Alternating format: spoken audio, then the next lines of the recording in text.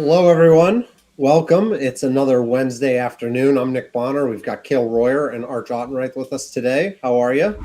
I'm doing great, Nick. How are you doing? Pretty good. Arch, welcome to the show. Thanks for joining us. Thanks for the invitation. Cale, what do we have on our agenda today? We've got a couple things on our agenda. So we've got our old buddy Archie Autenreith, and we are going to talk with him, just see what it's like being a BCMA, going over how he runs his business, some of the different things that he's been up to recently. And then we're going to look at his website. Websites are kind of what Nick and I do a lot of, where A little bit. I feel like we're good at them. And Archie's is really good too. And so we kind of want to see what a really good tree industry website looks like. After that, we want And to talk a see if little there's bit. anything we can improve on it, or we're going to learn a little bit about the site too. It should be Yeah. fun. After that, we're going to talk a little bit about getting certified. It and then going to our product talk, talking a little bit about new gear, and then at the end, some people might win $100 in TreeStuff cash or Woo. whatever Nick just decides to give out this week, and however many Yeah, coupon sometimes codes it's he makes different. me do. So, All Archie, right. how's it going? Going well, Kale. Thanks for the invitation. Appreciate it. Glad to join y'all. Arch, I've known each other for a long time. You're a Pittsburgh native and a business owner. Tell us a little bit about yourself and just, a quick abbreviated, like, I started in tree care and I got to owning a business. Gotcha. Okay, I'll try to keep it short. So, a little bit about me. As you mentioned, I have a tree care business in Pittsburgh, PA. Started right before my first son, which was born, which makes it about 6.5 years old. I am married and have three young boys, 6, 4, and 2. So, in a developing business, fortunately. So we're growing. We're busy. Four Um, kids. 3. Well, Yeah, in the 3. business. Oh, right. Yeah, business might be 3 kids itself, right? And so that's certainly the balance that I find myself in is managing a busy, active home life where I am present versus a business that is wants to grow and trying to do it as well as I can. Now, as far as getting into the industry, so I've been in the industry for coming up on 20 years. So got in when I was in 17. Woo woo. Got in when I was 17, started working with a cowboy for about 2 years. We know the type, a lot of incidents, accidents, close calls. And then after that, got linked up with a local certified arborist. Continued doing tree care in the summers when I went to college. I graduated, my degree is actually in history, graduated from Slippery Rock in 2012, but liked climbing trees. And so I like to think of my involvement with the industry as kind of having three parts to it. First was enjoying tree climbing and then really nerding out about that. And then after learning about how to climb trees well, then it became the tree biology point, right? It's like, okay, well, how is what we are doing to trees when we're pruning them actually affecting the tree? And then, so then tree biology and biomechanics came into my life. And then now, most recently, the last maybe 2 or 3 years, we have a master naturalist on staff now as well. And so now it's been this theme of ecology. And now it's not only what are we doing to these trees, but how are these trees as the largest part of our local ecosystem impacting their surroundings. So that's where I'm at now. That's really interesting. When did you become a certified arborist? So I've been a certified arborist for I think coming up on 10 years right now. I think 16 was when I was. So 9 or 10 years I was a certified arborist. So I'm putting together a timeline. 10 years Yep. ago, you became a certified arborist. 6 years ago, you started a business. What Yep. pushed you off the ledge into entrepreneurship? I mean, you were working for a good outfit. Were growing there. You were making okay money, right? Yeah. Why did you decide to throw all that away and take such a big risk? Yeah, great question. So I was fortunate to work with, once again, a certified arborist and got certified under him as well. and they're doing good work. And I wanted to learn more about more so root zone management and more so kind of really technical tree care. And honestly, I just gotten to a point where you get good at climbing trees and you start kind of killing big trees often. And I really wanted to shift away from that and focus on, almost solely preservation style work. And so it's taken a couple years for us to develop the clientele and messaging for that. That now we are a company that doesn't remove trees or hardly ever removes trees. That's great. That was actually a great lead into my next question. So you became a certified arborist. Eventually, you've become a board certified master arborist. I'm going to ask more about that. But what is your business mix roughly today as you think about it? You've got removals. That's some. We've got pruning, surgery, and then plant health care, and then maybe consultancy. Exactly. Yeah. So I would say we have the vast majority of what we do is going to be pruning and managing trees. So we do some degree of cabling as well and support systems in trees. And so that's going to be, I'm going to say, anywhere from 75 to 85% of what we do Is in non-removal surgery, right? Correct. So pruning and cabling, bracing, stuff like that. Exactly. Yes. And then as far as rules go, dude, it may be 5%. Like we are set up for caring for trees. So there are so many other companies that can remove trees and do it efficiently with all the tree mechs and everything now. I tell people we are going to be most valuable to you when you don't want to remove your tree. Okay. If you want to remove your tree, there are plenty of other companies that do it. They can all give you competing proposals and whatnot. But I'd rather us do what we're good at, and other companies can do what they're good at. And then, so the further breakdown. So then we do. We have. So actually, we just bought a air knife off of you for this season. I had previously bought an air spade, so we actually have an air spade and an air knife now. I want to ask you about that. Did you get the vacuum? I didn't get the vacuum. We got the water hookup though. Do you want the vacuum? I'll send you the vacuum if you want it. Maybe. Yeah, appreciate that. Yeah, okay, let's get him a vacuum, Dale. Appreciate that. Okay. Not concerned about cool. I want to know what you think about it. Yeah, sounds good. And so we've been doing a lot of the more and more root zone management, right? Root collar excavations, decompactions. We just got a decent hookup with a biochar manufacturer close to us. We have another one in the city that's opening up here. And so that's exciting, right? Because we are rarely positively impacting the health of the tree from removing live growth, right? Reducing trees' ability to create energy through removing live growth is not increasing its health. A lot of what's actually impacting the health of the tree is going to be happening from the root collar down. So that's where we are starting to turn more of our focus. So that might be 15% of our business right now, but I'm hoping to continue to develop that. We also do have a plant health care division where we do treat. Part of our mission is to reduce overuse of chemicals. So we try to be focused on what we're treating. But that's, another maybe 5%. So I think my percentages are adding up over 100, but hopefully this gives you at least a general concept. This is great. And then as far as consultation stuff goes, so we've been developing the consulting side of our business. I'm now a member of ASCA, right? American Society of Consulting Arborists. But so I have myself and then one other BCMA on staff. And so right now it's a little bottlenecked on that, and we're just fortunate to be really busy with our production work right now.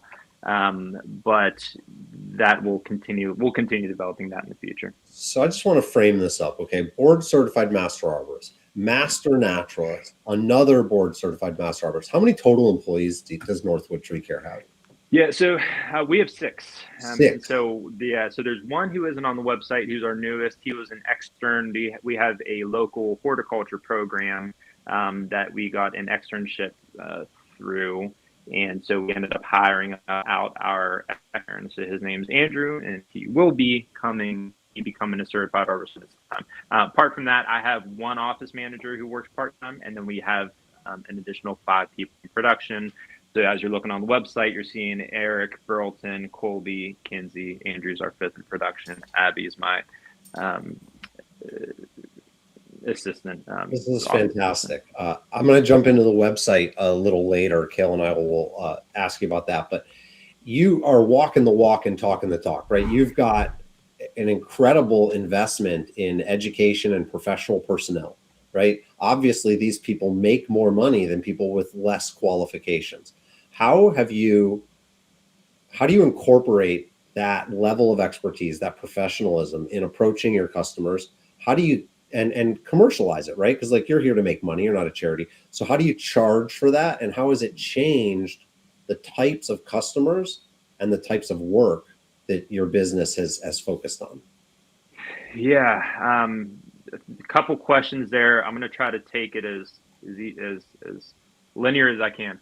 So we have a really good team who cares about the quality of work that they do, and we are attracting clients who find that valuable, right? And so what I have found is it's difficult whenever you have a lot of people are just looking at trees in a sense of, removing them, and those just aren't our clients. And so for me, the big challenge has been, well, how do we find our people, right? Because like we can spread our message out, and sometimes that hits, but certainly whenever we're focused on with our company preservation focused, being a steward, optimizing the positive impact between us, commercial, residential, and environmental impact of these trees. We have to find our people, and so the way that I've been doing that this past year is, right now, native gardening and like kind of naturalizing is hot and getting hotter. And so we have been coordinating, presenting, networking with those types of communities with the understanding that we share a lot of similar goals. It's just people don't know the right I hear tree. you saying find people that want to preserve their trees and Yeah. charge them more. I also hear you saying answer the phone and tell people I don't do removals. That all sounds fine and dandy, but how do you keep the phone ringing, right, with enough people that to weed out those removals, that so that you, because like turning away business, which is what you're saying, is a luxury, right? So is it all word of mouth? Are you spending money on advertising? So there's a local, so we've been getting involved with, so Phipps Conservatory is this big conservatory in Pittsburgh. So we've been managing their trees. We have been doing presentations. We have acquired, so we are the only local tree service that has the sustainable land care accreditation. And so our sort of continued networking and connection with these more native plant focused sort of groups has been helping to spread the word. I do not pay anything for additional marketing. The type of marketing that I've been doing is, once again, presentations, and with like local garden groups as well, and with other local nonprofit groups as well. And then through supporting events, those like we pay to support networking events and different symposium, native plant symposiums and whatnot. So that's So a similar approach to what we've done over the years, which is meet your customer, right, where they are, right? And that's why we're out at climbing competitions and at trade shows, right? Is because that's where our customer is. And it sounds like you're saying that you've found where, for a lack of better words, enthusiasts who want to be parted with their money, right? Like yeah. Where they're at, and they're at presentations about gardening and native plants. I love that you're leaning into that stuff, and leaning in on education. I think it's really impressive. Kale, what questions do you have, bud? Yeah, so I've got Blake Fry is asking Hi, Blake. what your Hey, Blake. what is your recommendation on the first step in becoming an arborist if you're wanting to get into uh, that being your career and that being your life, and if you could start Yeah. again, what would you do? I'd get better boots. Cool. Yeah. So I'd say it's really difficult to learn all this stuff by yourself. So get hooked, find the best company you can, and get hooked up with them. And so, as far as how to find the best company, it depends on your location, right? Sometimes they're really great privately owned residential companies. Hi, that's what we are. I think the larger corporate companies have a lot of opportunity as well. So you have the Bartletts, the Davies, that have a lot of invest in training and have the SOPs in place already. That and the documentation, like getting into that from the beginning is not a bad idea. And anytime someone asks me, we are fortunate to have sort of a line of people who are saying, hey, whenever you have a spot open, like let us know. What I tell those people whenever we're not ready is you should look into these local larger companies because they have a lot of the structure that you can then learn and apply to wherever you end up later on if you don't end up there. And there's a lot of vertical movement. Maybe that's where you could spend your career. Find a company that has job site assessments or has a steep position within their organization, or it at least doesn't look at you or laugh at you when you ask those questions. Like look at you like you're insane if you ask those questions. Yeah. That to me, is the biggest regret that I have, is that I put myself in unsafe positions before I got to what Arch just mentioned, which is mentorship, right? And the mentorship that I received at Davy Tree was invaluable to me. And the people that I met there, they were the force that pushed me, right? Not necessarily Davy, but the people that are there. And I can't speak highly enough about Davy, Asplin, Bartlett. I mean, maybe these are a good fit for you. Maybe they're not long term, but great training opportunities if you can't find a business like Arches to get hooked up with. Thanks for the question. I have a follow up question on that. As someone who is now in the position of where you are hiring people, what can what are you looking for that sets someone apart from everyone else who's trying to get a position with you? That's a good point, because there aren't a lot of employers like you, Arch, right? So like, if I'm a tree trimmer and I don't want to be an entrepreneur and I want to get a job, how do I get off that wait list? Yeah, attitude. I can teach you how to do what we do. I can teach you to prune a tree. I can teach you to install a cable. I cannot teach you to show up on time, have a positive attitude, and have the ability to learn, right? And so, and the culture that the company is a big part of that as well. And so I'm what I say fiercely defensive of the culture of my company that I don't want to jeopardize it for anything. So anytime there's a little bit of that kind of negativity, it's like a virus, right? It infects the whole crew. So Mm-hmm. fortunately, I haven't had to get rid of many people, but when I have, it's because of the attitude. Hmm. That's a very interesting take. I like it. I can teach you how to do these things, but I can't teach you to be a nice person. Let's take a look at your website. I love the name. I love the logo. Let's show it to people. And then first things first, I'm going to ask Kale to do what we call a link test.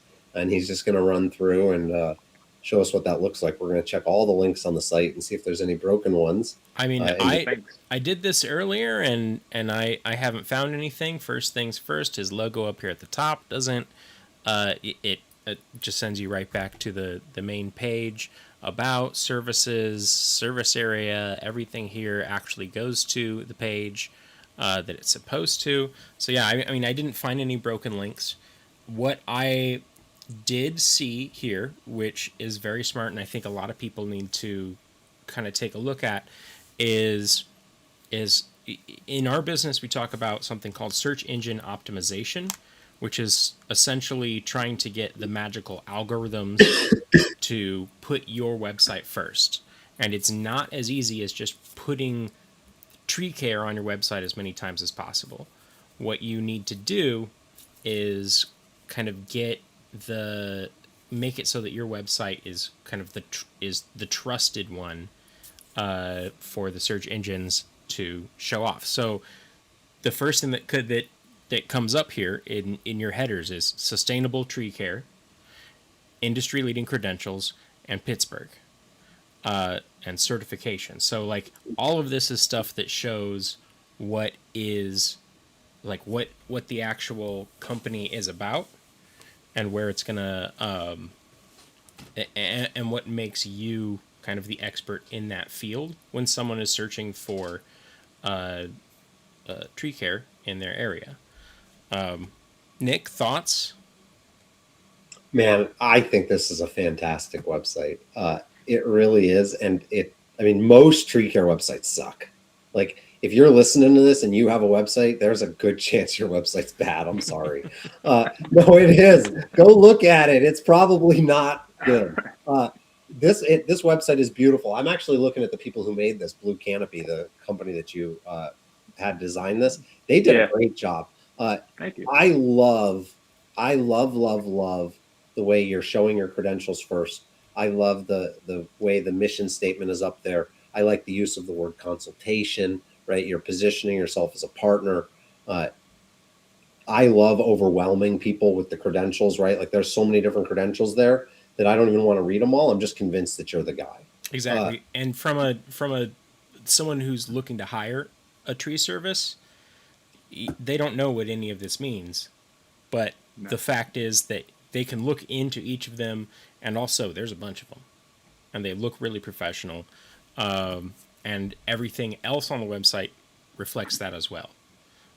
From the fact that you go down here to services, and we get into immediately talking about certified professionals, talking about preservation, health, and safety of trees. This is all bolded stuff that's on the website in the Pittsburgh area. Speaking to SEO, this is really well done SEO text, right? Yeah.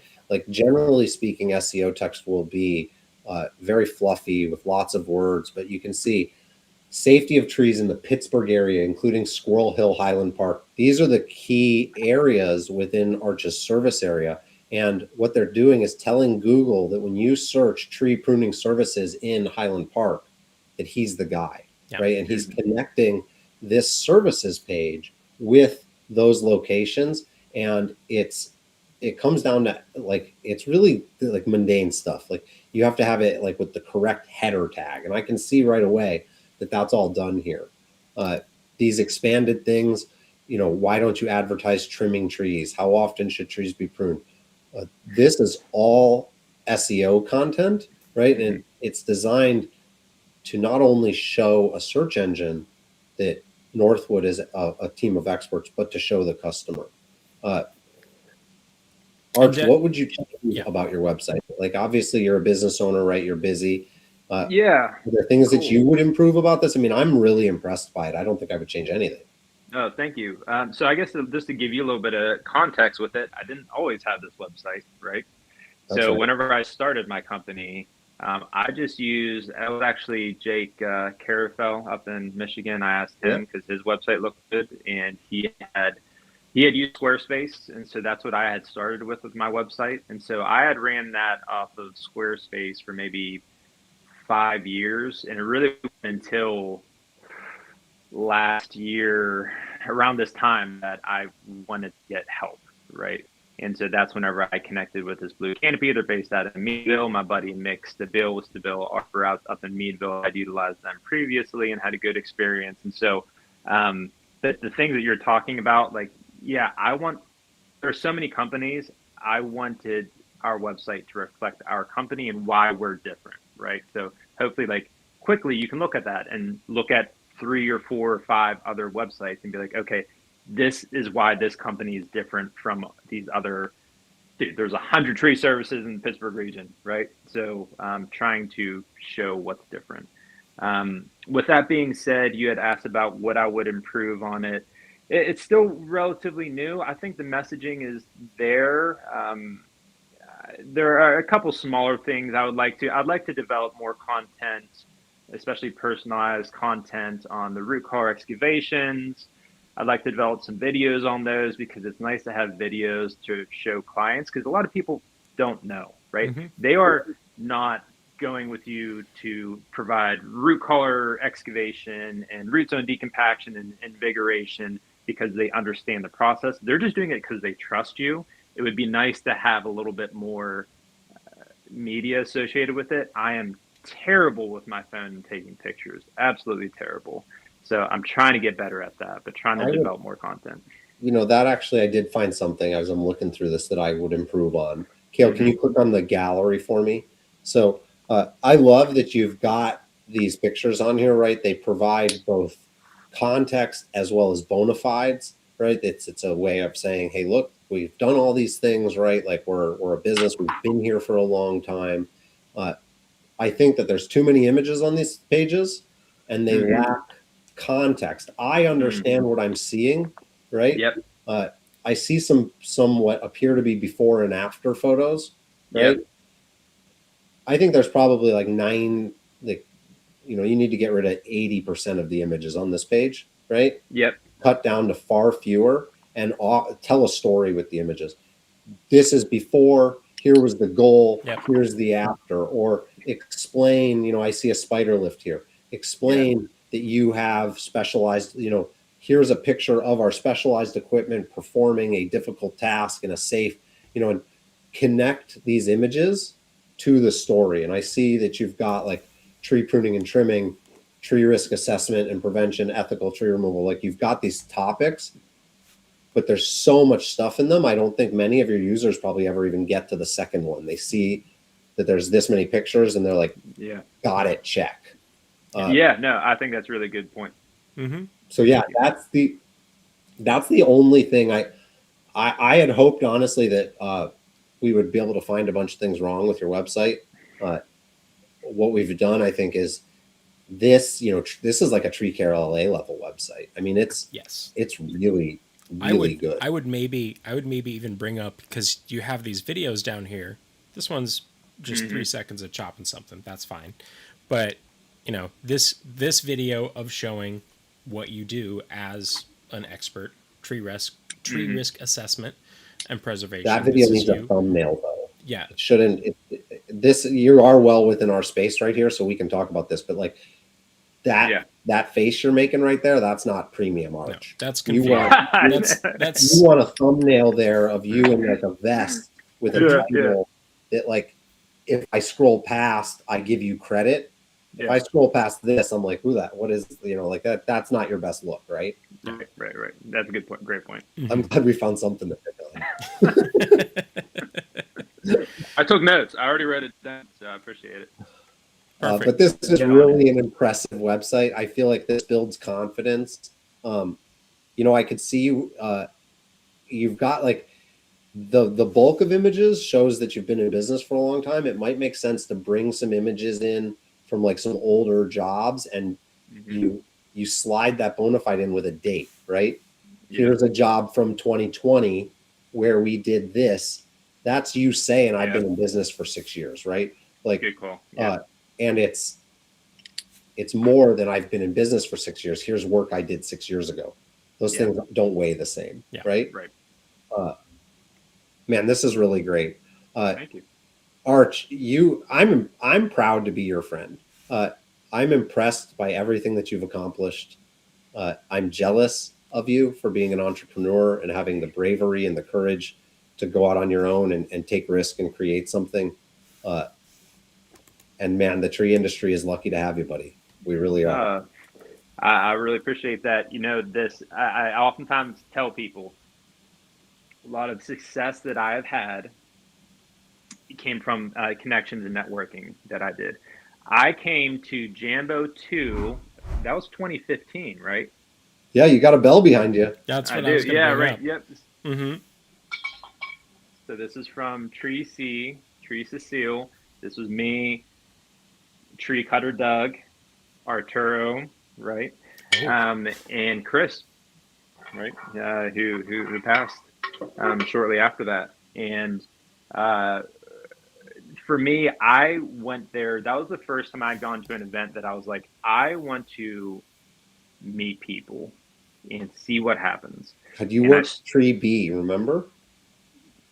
We were tree. So I was. Do you remember who worked Tree B? Is that what you're asking? That wasn't, you were on Tree B with Doug, wasn't it? It was C. Tree Yeah. C, yes. Okay, C. now I'm Yeah. connecting. Yeah, right. Yeah. Tree We had C with the Doug. white oak. The two white oaks. One was blown Cecile, out. I got it now. We got to see some great climbing. But so that was. I had actively gone to Jambo 2. That was the first time I was like, I went to meet people, and I met people, and I continue networking. And success that I have had hasn't happened in a vacuum, dude. It's happened with support of a lot of people and connections, a lot of which, through meeting you, Nick, and I mean even Kale and Carson and Luke back then. You have been a big part of helping me to develop and establish those relationships. So I appreciate it. Glad that we're friends on a personal level and professional and everything else. Yeah, it's great. It's been a lot of fun. We're going to let Arch get back to running a busy business. We're going to talk a little bit about how to get certified as a certified arborist. Arch is a BCMA and a certified arborist. He talked about how those certifications helped him grow his business and really demonstrated a high level of expertise and commercialization of that expertise. Arch, before you leave, any final words on how or why to get certified for people that don't even have their basic CA, certified arborist? Yeah, someone had mentioned to me a while ago that the basic CA is sort of just like your driver's license, right? And basic driver license. That it's sort of the minimal level of like, hey, I am committed to learning about this and doing it well. And so there's, we've known enough CAs to know that there are still some that do things great, and there are some that do things poorly that are just want it for the certification to be able to do certain things. My thoughts are it shows that you're serious about it, and so that's a great place to start, and you can build on it from there. And so I've never regretted getting it. I rarely hear people say, "Man, I've been a certified arborist for 10 years, but somebody told me that once, actually." Really? I was kind of blown away. But yeah, definitely a very not a popular opinion, that's for sure. Right. And then, I mean, now, and then also having employees with this as well. So whenever we talk about these, you're kind of growing. And so we have what I refer to as like 1.5 crews. And so whenever you have people on these crews who are also certified arborists, BCMAs, it's not like it's just the certified arborist that's going out to this job and who's bidding it and then out of there. To have people on site with that knowledge who are also performing the work, that is what's part of what's really unique about our company. And I think that's part of what a lot of these companies are missing, is to have the actual expertise in the field performing the work as well. And tell you what, it makes a difference for our clients. Whenever I'm going out there and I'm doing introductions, and it's, hey, here's Eric, BCMA, tree risk assessment, or I'm sorry, Eric, certified arborist. Here's our BCMA. Here's Kinsey, another certified arborist. Here's Colby, another certified arborist. Like, you're just on the site talking with these clients. That's a lot different of an experience that they probably have had before. Yeah. We've gotten really positive response from that. Yeah, because people that are hiring you, it's probably not their first time hiring a tree service. They're probably blown away. Yeah, we're fortunate to have good people. We also charge for consultations. We didn't talk about that, but yeah, that's another thing to weed out. I love it. We've done a bunch of videos with Nick Araya on charging for consultations. You can watch those on our channel. Arch, I'm going to have you back on the show. You were a great guest. I want to learn more about your unique approach to business and the high quality approach. So yeah, let's get you back on next year sometime, maybe in the spring. Yeah, dude. But until then, thank you so much for being a guest. We can't kick you off the show. You have to leave. I'm going to leave, but thanks for the opportunity. Nice talking with y'all. Nice talking with anyone. If you have any questions, you know how to get in contact with me, North of Tree Care. You can find me on the website. Yep. Thank Everybody's you so got much, your website there, and they're crawling it over and looking at everything. I know our views are going to be hitting here. So no, perfect. Cool. I appreciate y'all. Nice to see you. Have a good day. Thanks, Archie. Thanks, bud. If you live near, within driving distance of Pittsburgh, within commuting distance of Pittsburgh, and you're a tree trimmer, and you're listening to this, and you're thinking about who you work for, you should call that guy. you should send him an email and be like, I have a positive attitude and I am going to keep calling you every week until you hire me. And you should like just call him and be like, hey man, I hope you're having a great day today. Just call him and be positive and tell him that you want to learn, because that's the guy to work for, right? That is the guy to work for. He's so nice. He is so nice and he's so good at what he does. And don't you want to work for people that paid for, like, don't you want to, not who your boss is, but like when you're on a job site, wouldn't you rather be on the job site of a person who paid for a consultation, not a free estimate, a person who wants to save their trees, not cut their trees down? I can't talk enough about what a great business Northwood is, what a model they are for other tree services around the country. I got a lot of Tree Care LA vibes. I think he'd watch some of our Nick Araya videos. Yeah, he's been talking with Nick Araya. So what he talked about with charging for consultations, we actually have a series of a couple different business-related webinars from Nick Araya talking about how he charges people for consultations, which sounds crazy when you think about actually, everyone else has free estimates and stuff like that. If you're charging for consultations, it kind of puts you into a different group of people who are looking for your services. And I'd recommend checking that out if you're starting a business, if you're in a business. Even if it's not for you, it's something to think about. And there's also a lot of other information in those webinars that Nick Araya has done. Nick, somebody on Tim Ort on YouTube asked, hi, Tim. Does it make sense to get certification if you're mainly doing tree service as a hobby? I've mainly learned from my mistakes, and I've made a bunch. I think it makes sense to get certified if you earn money from doing tree work. I don't earn money from doing production tree work, and I'm not certified, right? Just full disclosure for everybody. If you earn money from doing production tree work, you should get certified. I don't know if there's value in purchasing and maintaining a certification for a hobbyist user. That said, I think the educational content, the knowledge is very valuable. So like for you, Tim, if you want to buy our certified arborist prep course, it's $150. Don't even bother taking the test and just know that you have that knowledge. That might be worth it for you. I mean, if you're looking to become a certified arborist. The basic arborist chainsaw qualification that we have. Yeah, just that would be a good one. Yeah, the idea of getting, because this is dangerous work. There's no doubt about it. It's very dangerous to do your tree work, whether it's a hobby or you're doing it as a way to make money. So, please get educated in some sort of way. The fact that you're watching this and the fact that you're asking this question is really telling. And is a great start, and we love that, and hope you keep watching, and hope that you can get into some more of the educational stuff that we have. Tim, if you email any other way. Tim, if you email us live@treestuff.com and just tell us which of those two Tree U products you want, either the certified arborist one or the chainsaw qualifications one, we'll give it to you for free. Okay, buddy? We'll get you a code. Well, we're happy to provide you with that education, whether or not you want to turn it into a qualification or not. Yeah, just being safe and doing it the right way. Easy. Can we spin the dial and do a category talk? Yeah, but I'm going to you because something is crazy. Your audio just went real bad. Yeah. Sound like you're in the water, buddy. Just spin that dial for me. I'll do the talking.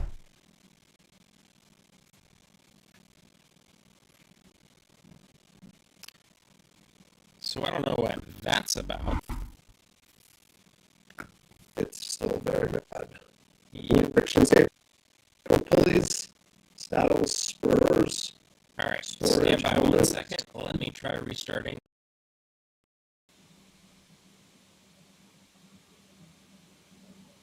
Can you hear me now? Yeah, that's better. Okay. Sorry about that, everybody. I have absolutely no idea what that was. So, next... You're a little tinny at high volume. Okay.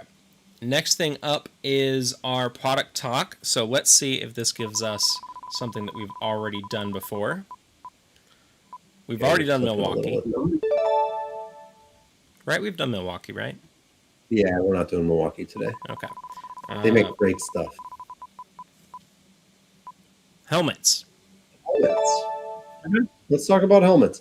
We've got a new helmet coming from Autenreith, which is called the Tectum, and I have one. Really? Yeah, I do. Hold on. Crap! I think I put it outside. Shit.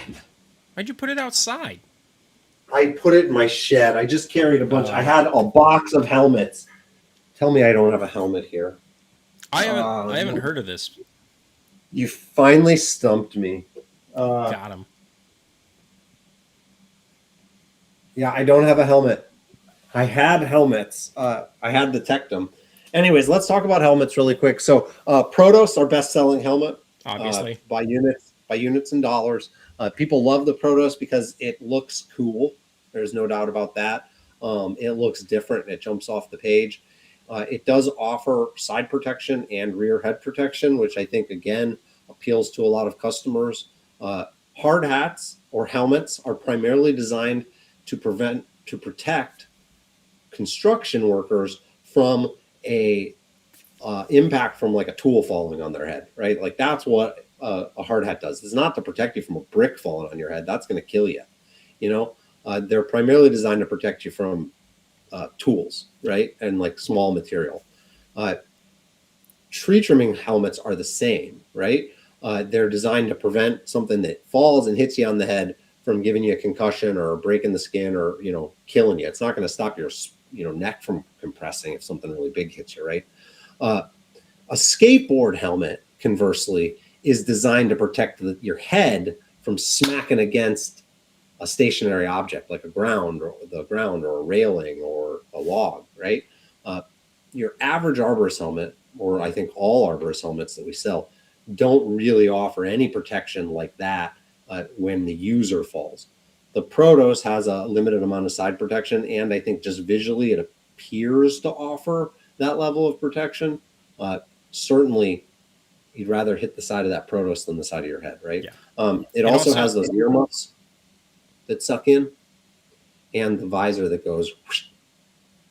Yeah, it's all a modular system that kind of all fits together and definitely looks a lot more futuristic and different than the other ones. Yeah. But yeah, everything that we have fits your basic certifications and qualifications for stopping something from hitting your actual skin.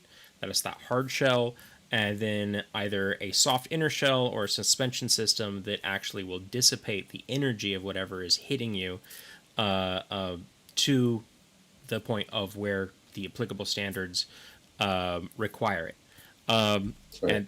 And so there's a couple different ways that happens. There's a couple different adjustment systems. So what Cask uses in theirs, they have a ratchet adjustment system in the back for almost all their stuff. And then I click on Petzl. Yep. So if you look at like the Zenith X2, they have a ratchet system. Of course, there's no pictures here in the back. I guess you can see it here. Just a little dial there on the back that is going to suck that helmet onto your head, kind of in the circumference of your head. And then it's also got a little play up and down with that headband to where it can kind of keep it directly attached when you're leaning forward and leaning backwards. And that's kind of what makes the difference. For the nicest. Yes. And that's kind of the difference between what a climbing helmet is versus just what someone doing construction on the side of the road is going to be wearing, is that you have the ability for this to stay on you while you're climbing and while you're moving around in the trees.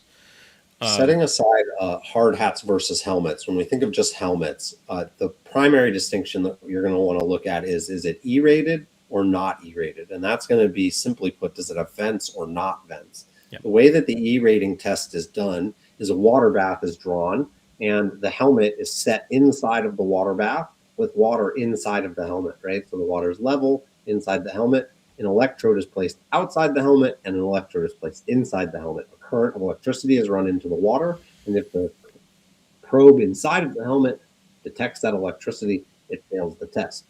A helmet with vents cannot pass the test because the water goes through the vents. So most helmets, not the Protos, most helmets are offered in a air or vented and a E-rated or non-vented option. If you work for a utility or a large national service provider, in most cases, you're going to be required to wear an E-rated helmet. If you don't work for a utility, in most cases, you're going to wear a vented helmet. I think that's really the only difference between vented and non-vented, right? Is that E-rating and whether or not it's a little cooler. There aren't any additional safety precautions offered by the E-rated helmet. You could argue that like a stick could poke through the vent or something. I've certainly seen pictures of that. I've never heard of like an injury from that. But you find whether helmets are Class E rated on our website. And then when we think about the biggest distinction for me between a hard hat and a climbing helmet is whether or not it has a chin strap, right? Yeah. When I started at Davy, my first hard hat did not have a chin strap, and it would just kept falling off me as I was trying to climb. And I very quickly got a hard climbing helmet, which had a chin strap. That was pretty much the only difference. Let's talk about earmuffs and accessories. So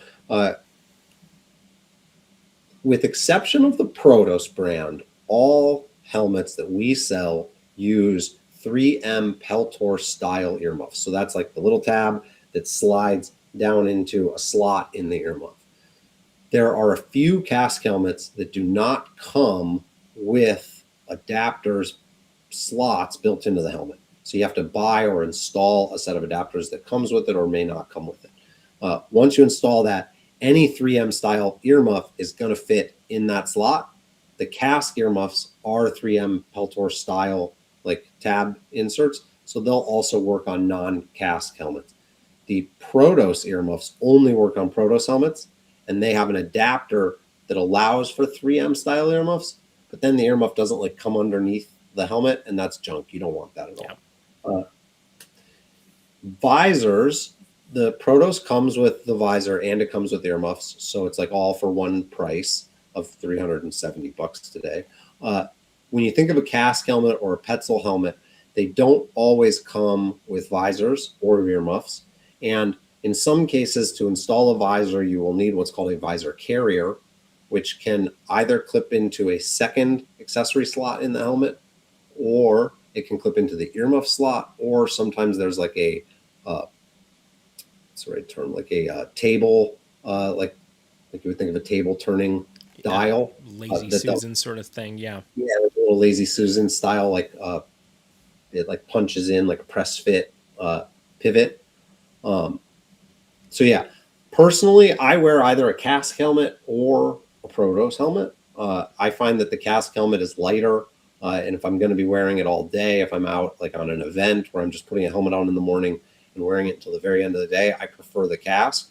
If I'm doing tree work, operating a chainsaw, production work, climbing through a pin oak, it's Protos for sure. Yeah. So that different giant mesh visor is just fantastic and easy to use. Kale, would I be putting you on the spot to ask you to show some of the custom Protos art that's coming as like a sneak peek for our viewers? Ooh. Yes. Okay.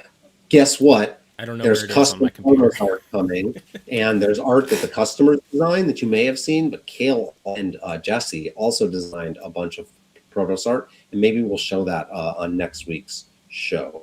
Kale, next on the agenda is, I believe, giving away some money. Oh no, new gear. Did you have some new gear you want to talk about? I don't really. There hasn't been too much new since we met last week. The ISC Reflex is, of course, the belle of the ball right now. Everybody's talking about that. Yeah. Pre-orders are flying off the shelf. I would offer that if you haven't pre-ordered this now, you're probably starting to think about second inventory at most stores. So get your order in. I do want to talk about the choker carabiner. Can you bring that up? I believe so. I have been choking carabiners for as long as I've been using carabiners, and I always knew that you weren't supposed to do it, and I recommend that you don't do it either, because carabiners aren't tested and rated in a choked configuration. However, we worked with the team at Height UK, Wayne Ellis, and he took this carabiner and tested it for us in configuration, in a choked configuration. And it's offered in a powder coated green and red, so you can have it for rigging or for a life support use. And this carabiner is authorized and rated at a 40 kilonewton breaking strength in the choked configuration. Cale, have you finished the video that I did on this? On the choker? I believe so. When you did the brake testing? Yeah. No. Can we get that one? Can we get that published soon? Yes, I can push that one to the front of the queue. I could not break these carabiners under like any reasonable setting.